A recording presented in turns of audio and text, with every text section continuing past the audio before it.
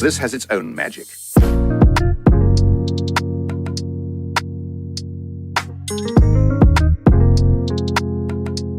And then even before 50, you know, Ice-T or whatever, you know, Ice Cube, Ice-T, but Ice-T was like, he was the first like real gangster. I mean, he came out there with that, and that was a pop off. Then you got NWA that we're gonna talk about, you know, and gift and a curse to the culture. A gift and a curse to the culture, in his eyes. So go ahead, man, explain that, man. Gift.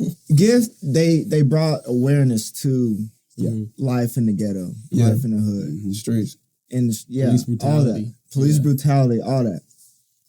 The curse was, that was the beginning of gangster rap, and like we talked about those positive influences. Some people didn't. We just think about. I listened to an interview with Schoolboy Q. His mama worked all the time. He was raised with his grandma. His grandma going to sleep at 6:30. I already know that picture. Some niggas outside. I already know that picture. Yeah. And listening to NWA growing up, niggas think it's cool to carry around AKs everywhere. Shooting, all that. I even listened to another interview. It was Vince Staples was talking about it. Yeah. He said, right now, the streets is crazier than it was back then because they don't care. Yeah. Think about Future song, Percocet, Molly Percocet. I'm not a Future fan. Percocet. Right. It's almost Molly like we're Percocet. dehumanizing our culture. We're dehumanizing. You see what I'm saying? Black folk. The people that don't have the foundation, because that's where perspective comes in. That's what I was hip-hop. trying to get to, because if you look, to make viewers that are not hip hop fans kind of understand what we're talking about.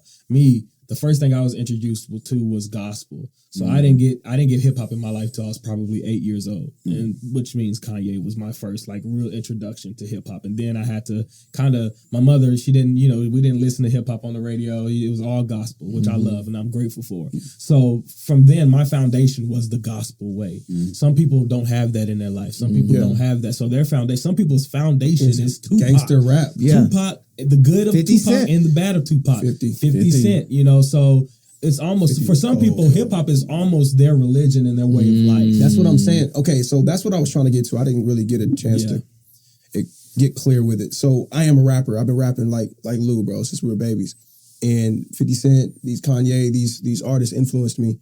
But because I had a foundation, when I really started to take it serious, like I do now, when I write, I approach it like a classroom. Like because I know people are gonna listen and absorb what I'm saying. So I don't just, although I love gangster rap and although I love, that type of craft, it's filtered, bro. Yes. It's filtered and it's conscious. And I think you asked a good question.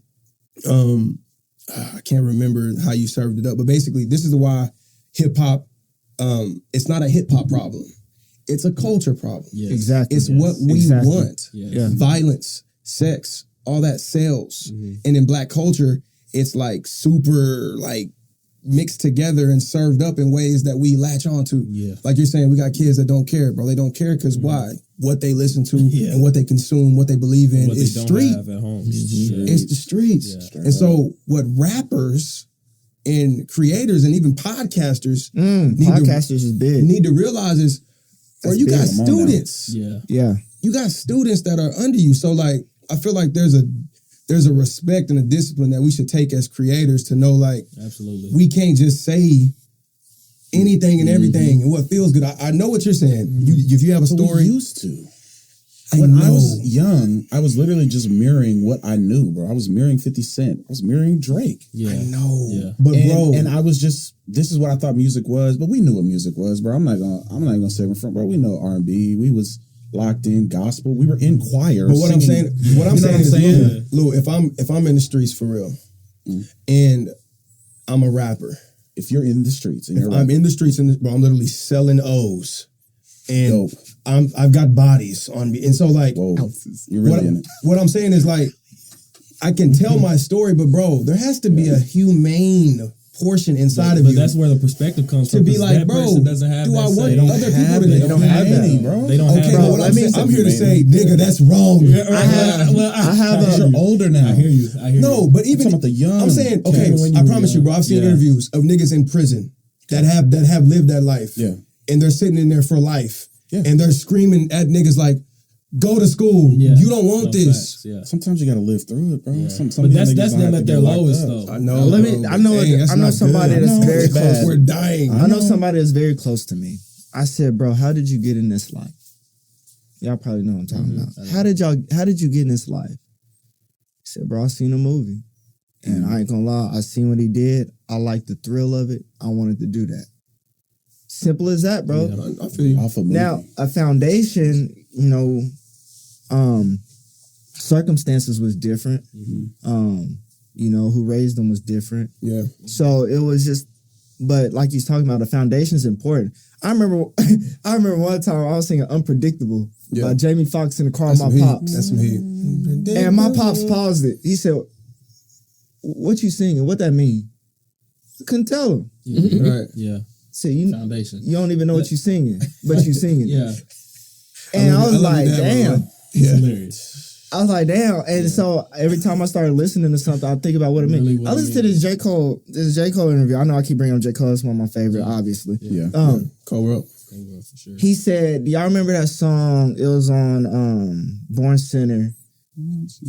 He said, I could have made this song talk about I spent $50,000 for this chain. Yeah. I spent $50,000 for this chaining day. $50,000 for this chain. He said that could have been the hook. But instead, let me take y'all into my thought process of everything I can do with 50,000. The thought process, and he still bought it. Yeah. But he said this is everything he thought about before he bought it.